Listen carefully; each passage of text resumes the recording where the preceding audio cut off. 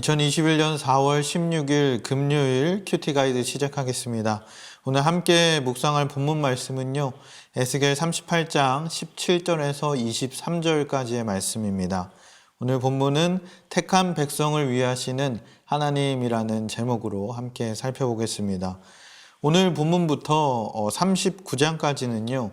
이스라엘을 지극히 사랑하시는 이 하나님의 적극적인 개입으로서 이스라엘을 침탈하고자 하는 고개 세력, 대재앙을 통해서 철저하게 심판하겠다 말씀하고 계십니다.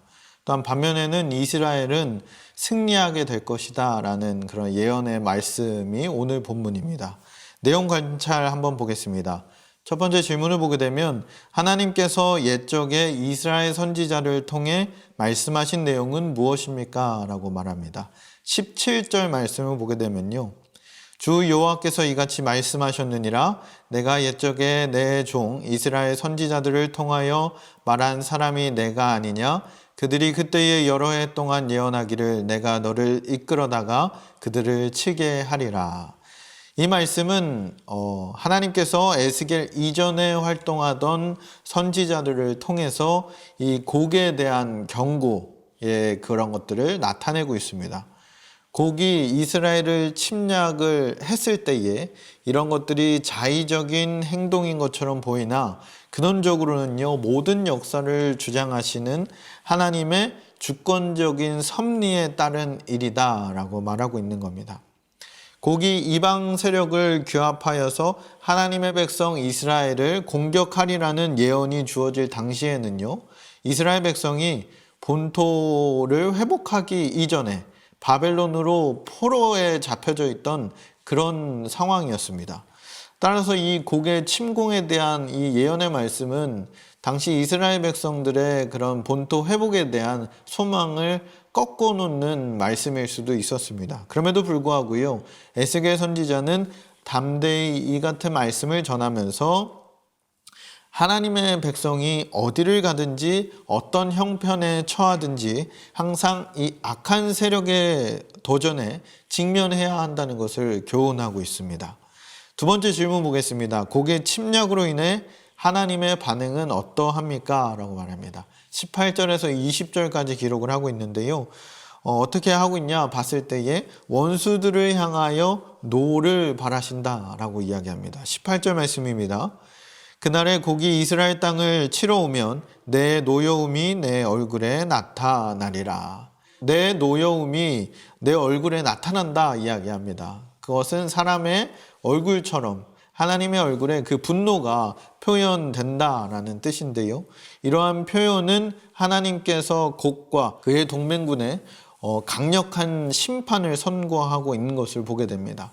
하나님이 진노하시면요, 이 세상에는 온갖 천재지변의 재난들이 일어나게 됩니다. 세 번째 질문인데요. 하나님의 노여움의 심판은 어떻게 나타납니까? 라고 질문합니다. 어떻게 나타나나 21절에서 22절까지 이야기하고 있는데요. 첫째는 원수끼리 죽이게 된다라고 이야기합니다. 21절입니다. 주 여호와의 말씀이니라 내가 내 모든 산 중에 그를 칠 칼을 부르리니 각 사람이 칼로 그 형제를 칠 것이며 하나님이 곡을 심판하는데 칼, 곧 전쟁을 통해서 이 악한 자들을 심판하시겠다고 말씀하시는 건데 이 곡을 징벌하시는 이 하나님의 칼이요 바로 그들 내부로부터 일어날 것을 말씀하고 있습니다. 즉 동맹군끼리 서로 싸우고 죽이게 된다는 그런 의미입니다. 둘째로요, 질병을 통해서 치시겠다 이야기합니다. 22절 상반절을 보게 되면 내가 또 전염병과 피로 그를 심판하며 라고 이야기하는데요. 곡과 그의 동맹군에게 가해질 이 하나님의 징벌은 보다 구체적이고 6가지 재앙으로서 이야기하고 있는 것을 보게 됩니다. 구약 시대에 이전에 소돔과 고모라 아니면 출애굽 당시에 임했던 그런 10가지 재앙들과 같은 재앙들이 임할 거다라고 이야기하고 있는 겁니다. 셋째로요, 폭우, 우박덩이, 불과 유황으로 치겠다라고 말씀하시는데요. 22절 하반절을 보겠습니다. 쏟아지는 폭우와 큰 우박덩이와 불과 유황으로 그와 그 모든 무리가 그와 함께 있는 많은 백성에게 비를 내리듯 하리라. 오늘 곡의 전쟁은요, 그 미래에 대한 전쟁에 대한 이야기를 이야기하는 걸 수도 있습니다. 우리가 영적인 해석으로 한번 살펴봐야 되는데요. 이 곡과 마곡, 그를 추종하는 이런 교회에 대적하는 자들을요, 흑암의 세력을 의미한다고 볼 수가 있습니다. 또한 우리 통일된 이스라엘은 교회를 의미하고요, 이 말세는 신약 시대를 이야기하는 거라고 할 수 있어요. 그래서 하나님의 원수들이 신약 시대가 되면 하나님의 이 교회를 공격할 것이다 라는 예언의 말씀입니다.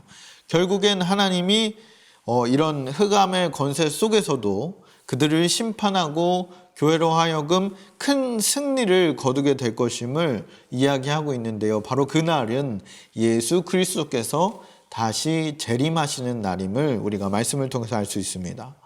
네 번째 질문입니다. 하나님께서 선민 이스라엘을 사랑하신 것을 어떻게 알 수 있습니까? 라고 묻는데요. 하나님은 무방비였던 이 이스라엘 백성을 침략한 곡과 그의 동맹군을 심판하시는 그 모습을 통해서 이스라엘을 얼마나 사랑하시는지를 다시 실감할 수 있게 됩니다. 사랑하는 성도 여러분, 그럼 우리의 삶에 어떻게 적용할 수 있을까요? 우리가 어려움을 당할 때에 하나님께서 우리의 든든한 지원군 되시는 줄 믿습니다. 그런 하나님이 우리의 든든한 지원군 되심을 경험한 우리들은 어떻게 살아가야 할까요? 첫째로 우리는 하나님 앞에 자신을 굴복시키고 그분의 능하신 손에 자신을 의탁하는 그런 성도들이 되길 주님의 이름으로 축복합니다. 우리가 하나님께 붙들리고 우리를 붙드시는 그 하나님을 통하여서 든든한 지원군 되심을 우리가 믿어야 하고요. 주님께 맡길 때에 우리의 어려움과 고난은 이미 승리했음을 선포하고 있습니다. 둘째로요, 우리 인생은 생명과 구원의 근원이신 하나님을 떠나서는 결코 살 수 없음을 우리가 깨달아야 할 줄 믿습니다. 비록 우리가 이 세상에서는요, 주를 위하여 종일 도살할 양같이 여김을 받을지라도 우리는 넉넉히 이길 수 있다라고 말씀을 이야기하고 있습니다. 로마서 8장 37절에 보게 되면 그러나 이 모든 일에 우리를 사랑하시는 이로 말미암아 우리가 넉넉히 이기느니라. 우리는 죽어도 부활할 것이고요. 하나님이 함께 하심으로 이 모든 일을 넉넉히 이길 수 있을 줄 믿습니다. 이것들을 믿으며 오늘 하루 하나님과 동행하는 우리 맑은 샘 광천교회 모든 성도분들 되시길 주님의 이름으로 축복합니다.